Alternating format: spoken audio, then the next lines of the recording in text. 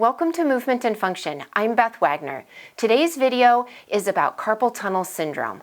I'll be showing you some exercises and sharing some information about this constellation of symptoms that includes pain, numbness, tingling, and weakness in the wrist or the hand.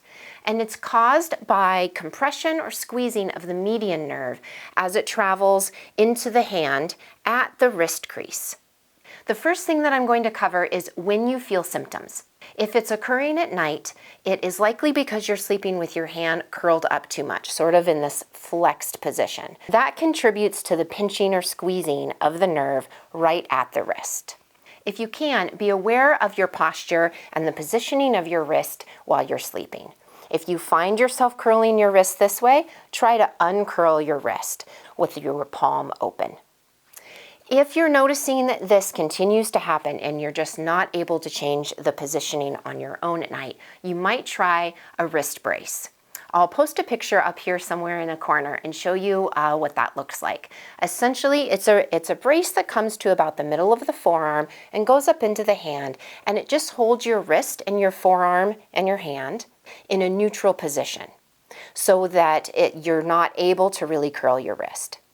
You want to find a brace that fits really well so that it holds your hand firmly so that you're not able to move your wrist around too much in the brace.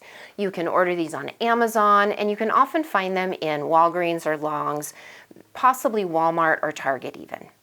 The second thing to consider is your overall posture at night. If you like to sleep curled up in a ball, that could contribute to your symptoms as well. If the median nerve is being squeezed or pinched anywhere along its path between the neck and your hand. So if you notice symptoms at night and changing your wrist position doesn't make a difference, try to change your overall position.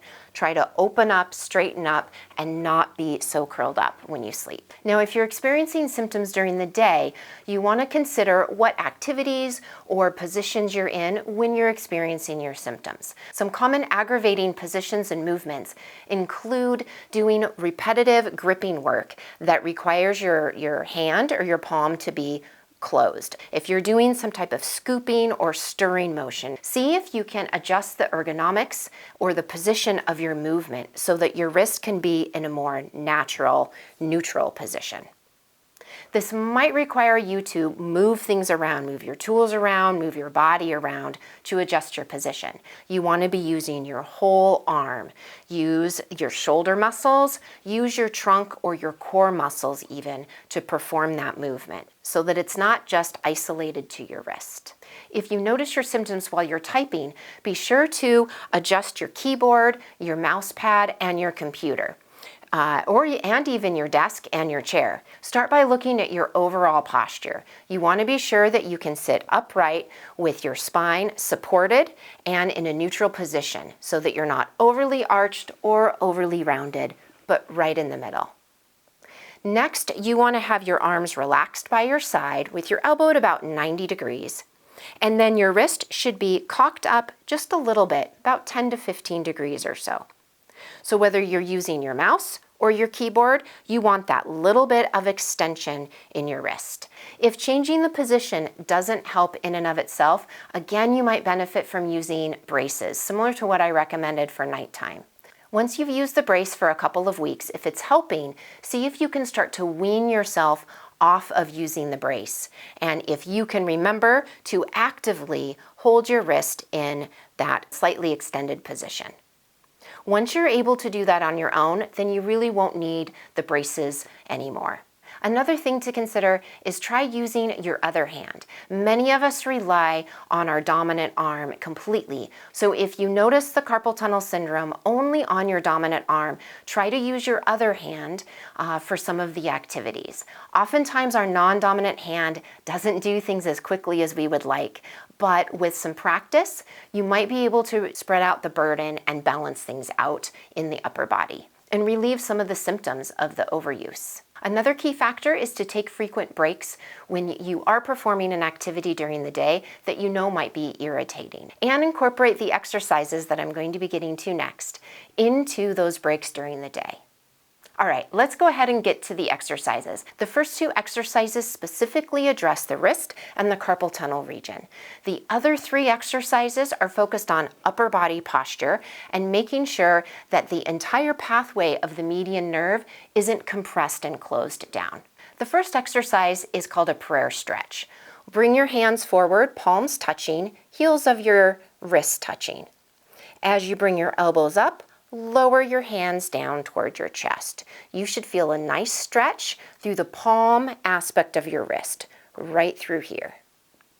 Hold that for 20 seconds and then release. Repeat that 3 times. If you do start to feel any numbness or tingling or any of your symptoms in your wrist as you're doing that exercise, then stop before you get to 20 seconds. Shake it out and try it again. See if you can still do 3 repetitions. As you do this exercise more and more, this area will start to open up and you'll likely feel less symptomatic when you do this. The second exercise is a wrist flexor stretch. So we'll be stretching the muscles that flex the wrist, the muscles that are on this aspect. You might also see this written as a wrist extension stretch, and that's because we're moving the wrist into extension as we're doing this stretch. So you'll bend your wrist, use the other hand to gently pull your fingers down. Hold for 20 seconds and then shake that out. You can also do this exercise with the fingers pointing up. For most people, you won't feel quite as much of a stretch in this position, but see which one feels better for you. Hold for 20 seconds and then shake it out. Okay, moving up the chain, the next exercise is a doorway stretch. Again, starting with good posture, chest lifted, a little bit of a chin tuck. You'll lift your arm so that your elbow is at about shoulder height. And press your elbow back. Bring your arm back as far as you feel comfortable.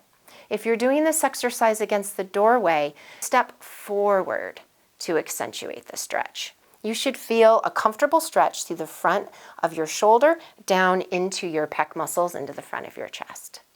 Hold for 20 seconds, lower, shake your arm out. Again, if you feel any numbness or tingling in your arm when you're in that position, lower your arm right away. Shake it out and try again. And repeat on the other side. Elbow goes to the shoulder height and bring your arm back. Or if you're standing in the doorway, simply step forward, keep your chest lifted, hold for 20 seconds, and then lower your arm. Exercise number 4 is a scapular squeeze. We're going to squeeze the shoulder blades back together and slightly down, as if you were trying to put your shoulder blades into your back pockets. So they're squeezed together and down. Pause briefly, relax, and repeat 10 times. All right, the last exercise in this series is a chin tuck. Starting with tall posture, your chest lifted, you'll tuck your chin back to give yourself a double chin. It's bringing your chin straight back toward your spine, so you're keeping your head level. Pause, and then return to the starting point and repeat that 10 times.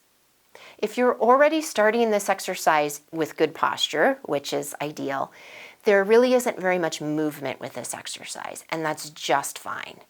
You'll likely feel some muscle activation deep in the front of your neck, and you might feel a bit of a stretch at the base of your skull. That's totally normal. It's nice to get that extra little stretch right there.